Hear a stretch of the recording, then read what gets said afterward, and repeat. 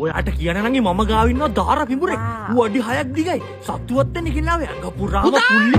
අර අංකල් පෙරේරාට පොඩ්ඩක් වැඩි වෙලා එයා පටකලා ගෙදරට දාලා එන්න. දැන් යන්න ඕනද? නැතුව ඒක වෙරි බැස්සම ගිහින් දාලා හරියනවද?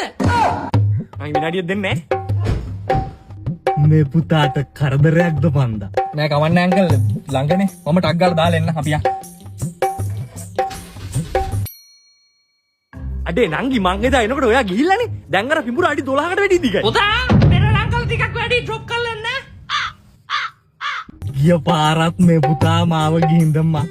අංකල් පෙරේරාගෙන් හරි කරදරයිනේ. උලන් අංකල් විනාඩි 5න් එනවනේ ටක් ගාලා යා. ඔයාට මගේ කතාව කියන්න උනේම නෑනේ නංගි. ගිය අවුරුද්දේ මං අර කියපු පිඹුර දැන් අඩි 15කට වැඩි දිගයි. ඌ ගොඩ පුතා අංකල් පෙරේරාට අදත් ටිකක් වැඩි ඩ්‍රොප් කරලා එන්න.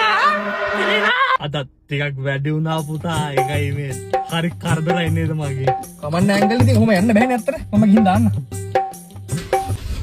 පුතා පුතා පුතේ මට ඇත්ත කියන්න පුතා අංකල් පෙරේරාගෙන් ඔයාට හරි කරදරයි නේද?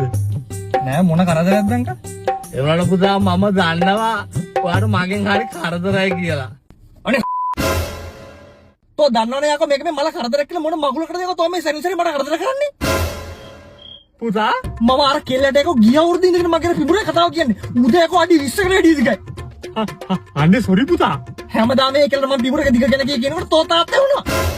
ලොන්ද පොල්ලන්නේ බීලා එක්ක යකෝ බුලන් ගන්නට බීලා පයින් යන්න ඕනේ. අනේ පුතා වල් නාකියා. කොහෙද යන්නද?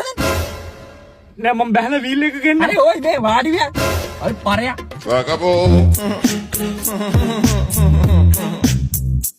Vagabundo. Free drinks in the house.